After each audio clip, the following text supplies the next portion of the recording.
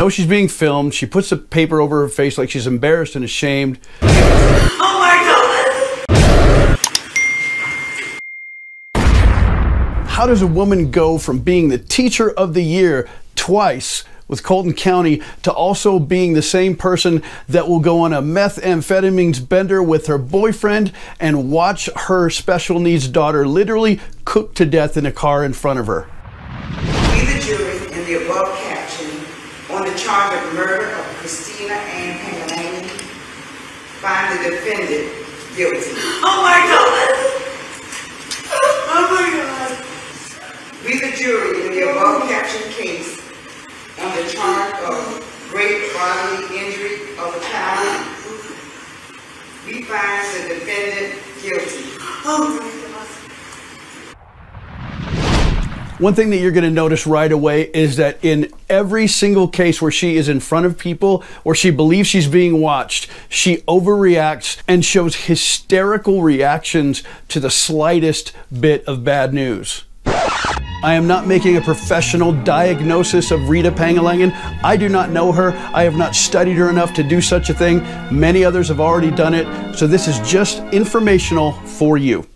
Another thing to watch for, you're going to see a lot in this video, is that she shows signs of what's called orofacial dyskinesia. It's a type of tardive dyskinesia. This is where someone constantly sticks their tongue out and licks their lips or does strange things with their mouth and their tongue and their lips. You're going to see that a lot in this video.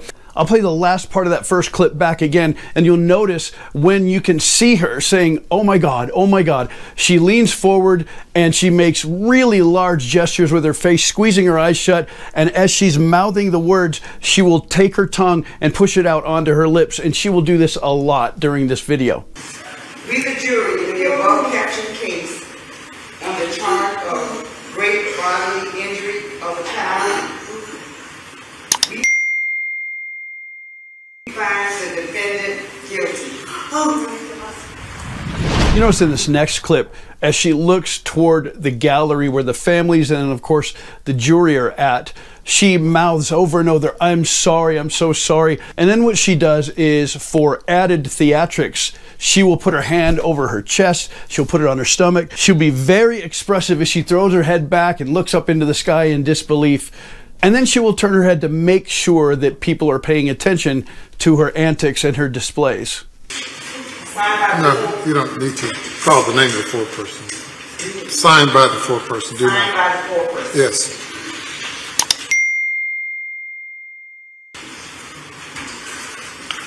Pangalangan.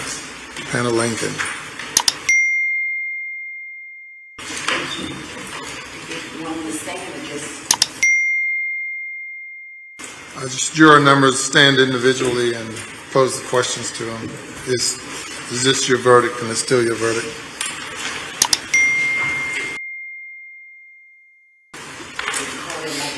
Yes. Now in this following clip, I want you to pay attention to her mouth. Again, this is something generally called orofacial dyskinesia. It's a type of tardive dyskinesia. And one of the things that people do that suffer from this is that they push their tongue out, they lick their lips, they do strange shapes with their mouth, they do weird, what looks like mouth grooming, lip wetting, they do strange things with their jaw as well. So watch and pay attention to her facial features, specifically as she uses her tongue and grooms herself over and over. Is this your verdict? Yes. Is it still your verdict? Yes. Juror number 58. Is this your verdict? Yes. Is it still your verdict? Yes. Juror number 450. Is this your verdict? Yes. Is it still your verdict? Yes. Juror number 422. Is this your verdict? Yes. Is it still your verdict? Yes. And juror number 253. Now just for a second, I'm going to take you back to a video that you probably have not seen. Before we get to the final part of this, this is her in a jail cell. Remember, this is years after the event. and she still is acting very hysterical, very large expressions, big mouth gestures, lots of eye gestures whenever she thinks anyone is watching. So as you see this video, I want you to pay attention. She knows she's being filmed. She knows that she's being watched. And you can ask yourself, is this a little bit of acting? Is it some type of manipulation? I don't know for sure, but I can tell you this. It's got all the classic signs of that. Now watch here as she, again, she knows she's being filmed. She puts the paper over her face like she's embarrassed and ashamed, but then she makes sure that people are looking as she makes eye contact and makes huge facial expressions, lots of over-the-top theatrics. Look at these things here. This is not standard or normal for somebody who's been sitting in this position for years, that was aware that something like this was coming. Remember, this is just before the sentencing. So the actual crime that took place happened long before this. We would expect this type of behavior if someone was just at first being accused of something. Sure, you don't know what to do. Your limbic system takes over. You become very emotional. You stop thinking rationally. And yes, absolutely, you may act like this briefly when you're very first told about this type of a charge. But she's known about this for a long time. And she only acts like this when people are watching. You'll see that if you hold on to the end of this video. Now let's watch the sentencing. Admitted to the State Department of Correction for a period of 37 years on murder, 20 years on great bodily injury. Sentences will run concurrent and you'll receive credit for time served. The important thing about this to understand is that these sentences of 37 years and then 20 years are running concurrently. That's what the judge said. Concurrent means they happened at the same time. So it doesn't mean 37 plus 20, which would be 57 years. That would be called running consecutively. So if you get a sentence of 37 years plus 20 years and they run consecutively, she would then be serving 57 years. But the judge says that these sentences, 37 years and 20 years, will run concurrently. What that means is that 20-year sentence will happen at the same time as the 37-year sentence, meaning she'll do 37 years, and that will count for both the 37 and the 20. That's the difference between concurrent that she got and consecutive, which would be one after the other. Now in this last clip, I want you to pay attention to how the theatrics are completely over.